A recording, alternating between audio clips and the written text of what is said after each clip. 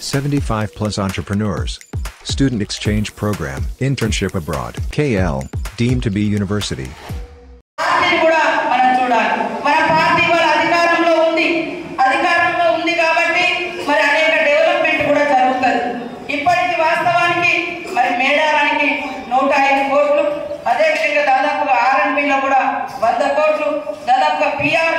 CC road प्रति ऊर ऊर 250 కోట్లు అదే విధంగా మరి మంచినీటి కోసం కూడా స్పెషల్ డెవలప్మెంట్ కింద ఊరుల మంచినీళ్ళు కావచ్చు లేకుంటే ఇతర గుడి బడి కమ్యూనిటీ హాల్ వాటి కోసం కూడా సీఎం రేవంత్ రెడ్డి గారు ప్రత్యేకంగా మరి 10 కోట్లు ఇట్లా వందలాది కోట్ల రూపాయల వర్క్స్ ఇప్పటికే వచ్చి ఉన్నాయి.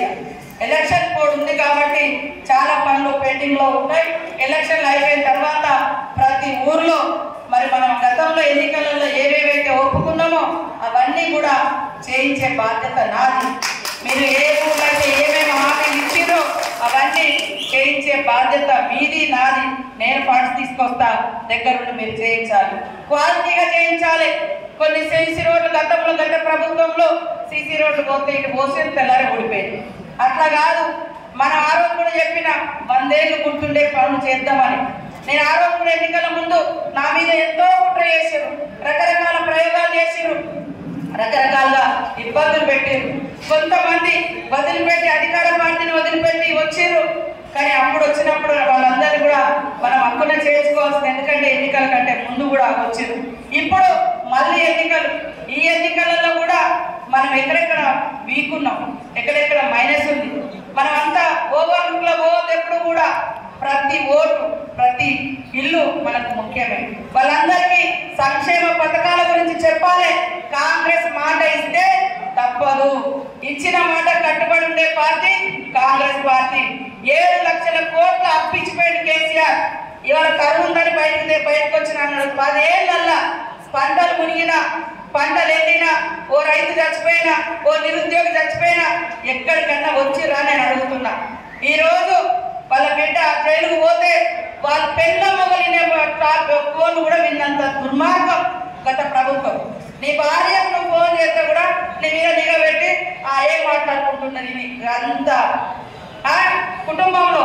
ఇప్పుడు మా అందరి ఈ నాయకుడు ఎవరు మాట్లాడి ఆర్ఎస్ఎస్ పార్టీ 54 సంవత్సరాల దాకా అసలు 3 రంగుల జెండా కూడా వాళ్ళు పట్టుకోలేదు. పోయినసారి ఇంటింటికి తిరంగ జెండా అని అన్నాడు కదా మోడీ గారు. అరే మనం అంతకుముందు ఎగిరేయలేదా? ఎందుకన్నారు? వాళ్ళు ఎగిరేయలేదు. బీజేపీ కానీ ఆర్ఎస్ఎస్ కానీ 3 రంగుల జెండా ఎగిరేయడానికి వాళ్ళు వ్యతిరేకం. ఇలా వాళ్ళు వచ్చి కాంగ్రెస్ దేశద్రోహుల పార్టీ అంటారు. దేశం కోసం పోరాడింది కాంగ్రెస్. తిరంగ ఈ జెండా కోసం, జెండాను పట్టుకుంటే బ్రిటిష్ వాడు కాల్ చేస్తుంటే కూడా ప్రాణాలు అర్పించుకుంటూ 3 రంగుల జెండాను పట్టింది ఈ దేశ పౌరులు, కాంగ్రెస్ కార్యకర్తలు, కాంగ్రెస్ నాయకులు. మరి అట్లాంటి జెండాను మీ ఆర్ఎస్ఎస్ పార్టీ గద్దె ఆఫీస్ మీద ఈ రోజు వరకు కూడా ఎగిరేసుకోనటువంటి మీరు దేశభక్తులు, కానీ మేము దేశద్రోహులమా? దేశం కోసం ఇవాళ నెహ్రూ గారు 12 సంవత్సరాలు జైలు జీవితం అనుభవించారు. మరి దేశం కోసం ఇందిరాగాంధీ గారు తన జీవితాన్ని ఇచ్చేసింది. కాబట్టి ఇట్లాంటి మనం అన్ని కూడా విషయాలను చెప్పాలి. కాంగ్రెస్ అంటేనే కష్టజీవుల పార్టీ, పేదల పార్టీ. పేదలకు భూములు ఉండాలి, ఇల్లు ఉండాలి, ఉద్యోగం ఉండాలి, పేదలు బాగుండాలని తప్పించే పార్టీ కాంగ్రెస్ పార్టీ. ఇలా బీజేపీ పార్టీ వచ్చింది, కార్పొరేట్ కంపెనీలు ఒక్కటన్నా ప్రభుత్వ ఉద్యోగ సంస్థలు ఇచ్చే ప్రభుత్వ పరిశ్రమలు పెట్టిరా. కాంగ్రెస్ ఉన్నప్పుడే పెద్ద పెద్ద పరిశ్రమలు తీసుకొచ్చి లక్షలాది మందికి ఉద్యోగాలు ఇచ్చినటువంటి పరిస్థితి ఆనాడు ఇందిరమ్మ, మరి మన్మోహన్ సింగ్ వరకు. కానీ ఈరోజు ఏది ఇచ్చినా ఆదాని అంబానీ, ఆదాని అంబానీ. మీరు వాడే cell, sim card Jio Ambani, Reliance Adani. మరి బిఎస్ఎన్ఎల్ ఎవరిది? గవర్నమెంట్. బిఎస్ఎన్ఎల్ సిగ్నల్ రాదు. నా సిమ్ బిఎస్ఎన్ఎల్, నాకు 40 రోజులు అసలు హైదరాబాద్ పోతే సిగ్నలే లేదు, ఎటువైనా సిగ్నలే ఉండలేదు. లాస్ట్ మనం ఇంకొక సెల్ తీసుకోవాల్సిన పరిస్థితి వస్తుంది. మీరు ఫోన్ చేసినప్పుడు ఫోన్ కలవాలి. అరే ఎందుకంటే బిఎస్ఎన్ఎల్ హైదరాబాద్లో రంగ వ్యవస్థలన్నీ నాశనం చేసి వాళ్ళు మొత్తము ఆయన దోస్తులకు దోసి పెడుతున్నారు. కానీ ఇందిరమ్మ రాజ్యంలో పేదలకు పంచిపెట్టడం, పేదల బతుకులను బాగు చేయడం, పేద పిల్లలకు ఉద్యోగాలు ఇవ్వడం, ఇది కాంగ్రెస్ లక్ష్యం. కాబట్టి దయచేసి మీరందరూ కూడా కాంగ్రెస్ పార్టీని బలోపేతం చేసుకోవాల్సిన అవసరం ఉంది. అక్కడక్కడ కొంతమంది పార్టీలో కలవడానికి వస్తున్నారు. మంచి వ్యక్తులు వీరుడైనా ఏదైనా మాట్లాడుకుందామంటే అంత దుర్మార్గానికి పాల్పడ్డారు, అంత అన్యాయం చేసారు, 7 లక్షల కోట్ల అప్పు చేసారు. కాబట్టి ఆయన కూడా సీఎం రేవంత్ రెడ్డి గారు మన క్యాబినెట్ మినిస్టర్స్ ఎప్పటికప్పుడు కూర్చొని మరి మాట్లాడుకొని ఇచ్చిన మాట ప్రకారం ప్రతి మహిళ ఈరోజు ఉచితంగా బస్సు ఎక్కుతున్నారు. ప్రతి ఇంట్లో 200 యూనిట్ల కరెంటు ఖర్చు అంటే ఫ్రీగా ఇస్తున్నారు. 5 లక్షలతో ఇందిరమ్మ ఇల్లులు కూడా మనం ఆల్రెడీ ప్రకటించిన వస్తాయి. రైతు బంధు కూడా 92-93% రైతులకు వచ్చింది. పెద్ద పెద్ద రైతులు తాగింది తప్పకుండా గతంలో అయితే ఎంతమంది రైతులకు ఇచ్చిరో ఈ అందరికి కూడా వస్తాయి. వేస్తూనే ఉన్నారు, వేస్తారు. అట్లాంటిది ఎక్కడ ఆపలేదు. కావాలని టీఆర్ఎస్ నాయకులు మరి రైతు బంధు రాలేదు అని మరి మోసపూరిత మాటలు మాట్లాడుతున్నారు. 92% రైతులకు ఇచ్చారు. రానిది ఎవరికంటే కేసీఆర్ ఫామ్ హౌస్కు రాలేదు, కేటీఆర్ ఫామ్ హౌస్కు రాలేదు, కవిత ఫామ్ హౌస్లకు రాలేదు. కానీ రైతులకు వస్తున్నాయి. ఇంకెవరైనా మిగిలినా కూడా వాళ్ళకు వస్తే వాళ్ళు కొంత కావాలని కూడా దుష్ప్రచారం చేస్తున్నారు. ఏం దొరుకుతలేదు. చిన్నది ఏం జరిగిన కొద్దిసేపు ఏదో కరెంట్ పోయింది అనుకో, ఒక ట్రిప్ ఏదైనా వైర్ పోయింది, దాని ఫోటోలు తీసి పెడతారు. ఒక ఊర్లో ఎక్కడో గతంలో కూడా అనేక ఊర్లలో మంచినీళ్ళు రాలేదు. ఇప్పుడు ఎండ తీవ్రత ఉంది. ఎండలు కొట్టి భూగర్భ జలాలు అడుగంటిపోతున్నాయి, బోర్లు ఎండిపోతున్నాయి. దానికి కూడా కాంగ్రెస్ కారణం. మరి మీరు ఒకటే చెప్పాలి, కరువు వచ్చింది కాంగ్రెస్ తెచ్చిందంటే వర్షాకాలము జూన్ నుంచి డిసెంబర్ దాకా ఉంటుంది, డిసెంబర్ నుంచి నవంబర్ దాకా ఉంటుంది, నవంబర్ నుంచి దాదాపుగా చలికాలమే ఉంటుంది, నవంబర్ నెల నుంచి. మరి మనం వచ్చింది డిసెంబర్లో, చలికాలం తర్వాత ఎండాకాలం. మరి ఎండాకాలంలో ఒక్కొక్కసారి ఎండలు బాగా కొట్టుండొచ్చు, ఒక్కొక్కసారి ఎండలు తక్కువ ఉండొచ్చు. దాని 200 మంది రైతులు చచ్చిపోయారు. 10 ఏళ్ళ టీఆర్ఎస్ ప్రభుత్వంలో 10,000 మంది చచ్చిపోయారు. ఒక్కరికన్నా పరామర్శించారని నేను అడుగుతున్నా. మీరు జనాలలో కూడా చర్చ పెట్టాలి. మహిళల విషయంలో కూడా ప్రతి ఇంట్లో మహిళ ఉంటారు. వారందరినీ కూడా ఎలాంటి వడ్డీ లేని రుణాలు ఇచ్చి లక్షాధికారులను చేయడమే లక్ష్యంగా పెట్టుకొని మరి కాంగ్రెస్ ప్రభుత్వము పనిచేస్తూ ఉంది. బీజేపీ కొంతమంది బీజేపీ కొత్తదని అనుకుంటున్నారు. కొత్తది ఎందుకు? 10 ఏళ్ళు వాళ్ళే కదా దేశంలో అధికారంలో ఉన్నది. 10 ఏళ్ళ అధికారంలో ప్రతి సంవత్సరానికి 2 కోట్ల ఉద్యోగాలు ఇస్తా అన్నారు పిల్లలకు. 200 ఉద్యోగాలు కూడా రాలేదు. మరి కాంగ్రెస్ వచ్చిన తర్వాత ఈ 3 నెలల్లోనే 2.5 నెలల్లోనే 30,000 మందికి ఉద్యోగాలు ఇచ్చిన చరిత్ర కాంగ్రెస్ ప్రభుత్వం. 10 ఏళ్లలో ఒక్క డిఎస్సీ కూడా వేయలేదు, ఒక టీచర్ ఉద్యోగాలు కూడా ఇవ్వలేదు ఈ బీఆర్ఎస్ బీజేపీ. కానీ డిఎస్సీ వేసినాం, గ్రూప్ 1 పెడుతున్నాం, అన్ని కూడా క్లియర్ చేస్తుంటే ఏం చేయాలో తట్టుకోలేక కేసీఆర్ గారు బయటకు వచ్చేది ఏదో మాట్లాడుతున్నాడు. బీజేపీ ఇవాళ బీజేపీ ఏమంటే ప్రభుత్వాలను కూల్చుతాం కాల్చుతాం అంటారు. ఇదేమన్నా నీతి? ప్రభుత్వాలను కూల్చుడు ఒక నీతి అని నేను అనుకుంటున్నాను. ఇవాళ నీ చేతిలో అధికారం ఉందని దొంగతిరుడు వేషాలు వేసి వాళ్ళు బీజేపీ వాళ్ళు గతంలో ప్రభుత్వాలను కూల్చినట్టుగా కూలుస్తామంటే ఈడ రాజ్యాంగం ఉంది. కాబట్టి రాజ్యాంగానికి లోబడి ఎవరైతే శిక్ష అర్హులు ఉన్నారో వారికి ఈరోజు కాంగ్రెస్ ప్రభుత్వం శిక్ష వేస్తారు. కానీ రాజ్యాంగానికి వ్యతిరేకంగా కూడా బీజేపీ శిక్ష వేస్తామంటే ఇది ఎవరు సహించలేనటువంటి విషయము. అందుకనే ఈసారి దేశంలో వచ్చేది కాంగ్రెస్. ప్రతి ఒక్క ముఖ్యమంత్రిని వాళ్ళకు లొంగని ముఖ్యమంత్రులను ఇబ్బంది పెట్టి జైళ్ళలో పెట్టి అదే గొప్ప అనుకుంటున్నారు.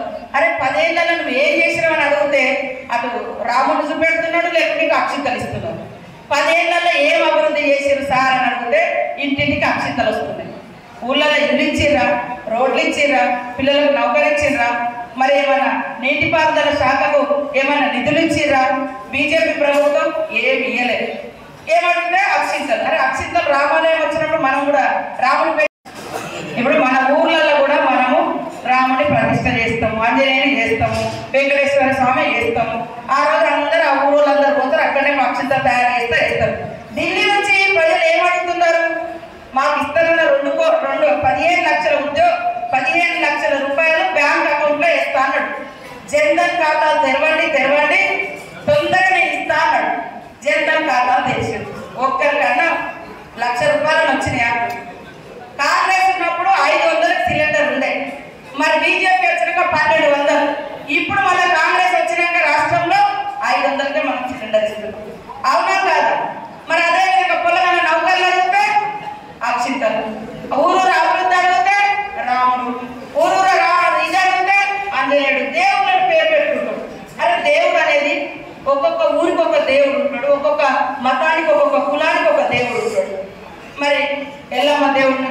కాటమయ్య దేవుడు ఇంకొకరు, మరి సమ్మక్క దేవుడు మన ప్రాంతంలో అందరు సమ్మక్క దేవుడు, ఒక ఊళ్ళో అంజనేయుని పెడతారు. ఇట్లాంటి రాజకీయం వాళ్ళు చేస్తున్నారు. అందుకని మనం అడగాలి, 10 సంవత్సరాల బీజేపీ కాలంలో మన గల్లీకేమొచ్చింది, మన ఊరికేమొచ్చింది, మన ఇంటికేమొచ్చింది? ఎంతసేపు మన పక్కన ముసులుడు ఏ మతపోడు ఏ కులపోడు ఇది నేర్పించని బుర్ర. కానీ అందరం ఐక్యంగా ఊరిని బాగు చేస్తున్నాం, దేశాన్ని బాగు చేద్దాం అనేటువంటి ఆలోచన వాళ్ళు ఇవ్వలేదు. కాబట్టి రాహుల్ గాంధీ గారు ఈరోజు కష్టపడుతుంటే ఆ కుటుంబం మీద బండలేసి ఇబ్బంది పెట్టి మరి కాంగ్రెస్ లేకుండా చేయాలని.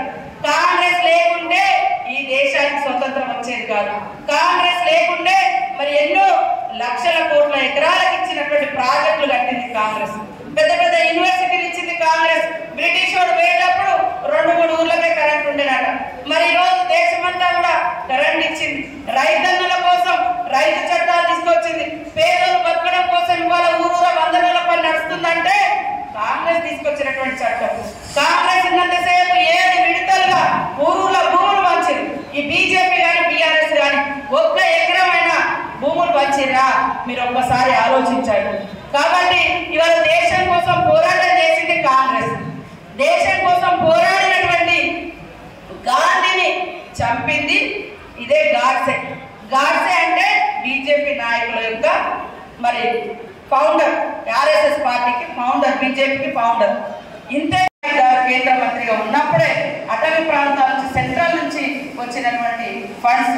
కాబట్టి దయచేసి రకరకాల కుట్రలు కుతంత్రాలు రకరకాలుగా చెప్తున్నారు. బలరాం నాయక్ అంటే నేనైతే ఒకటే అంట, భోలా శంకరుడు. ఆ భోలా శంకరుడు ఏ దాంట్లో వీళ్ళని దొక్కాలి, వాళ్ళని పెట్టాలి, పైకి ఒకటి లోపలికి ఒకటి ఆయన దగ్గర అస్సలే ఉండదు. నేను అది గమనించింది. కాబట్టి మొదటి నుంచి కూడా అరే మన ప్రాంత బిడ్డ, మన ఊరు బిడ్డ.